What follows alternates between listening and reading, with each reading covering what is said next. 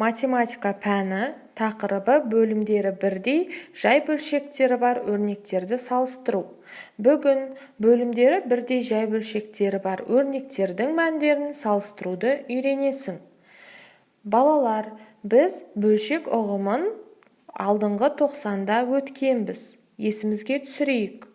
Сендерге 10-нан 5 бөлшегі берілген. 10-нан 5 бөлшегінің бөлімі 10 саны, ал алымы 5 саны. Еске түсіреміз. Яғни, алдыңғы 90-да біз бөлшектерді қосуды үйрендік. 6-да берілген бөлшекке қараймыз. 10-нан 5 бөлшегіне қосамын 10-нан 3 бөлшегін. Мәні 10-нан 8 бөлшек.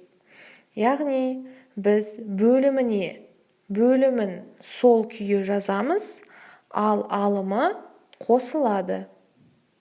Себебі бөлімдері бірдей. Еске түсіреміз.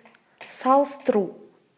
10-нан 5 бөлшегін 10-нан 3 бөлшегімен салыстырғанда 10-нан 5 бөлшегі артық, ал 10-нан 3 бөлшегі 10-нан 5 бөлшегінен кем.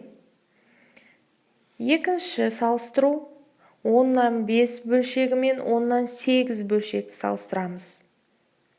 10-нан 5 бөлшегі 10-нан 8 бөлшегінен кем, және керісінше 10-нан 8 бөлшегі артық. Осындай бөлшектерге байланысты қазір есептер шығарамыз. Ол үшін бірінші дәптерді ашып, бүгінгі күнді жаз. Көркем жазу керек. Төмендегі тапсырмаларды орындаңдар.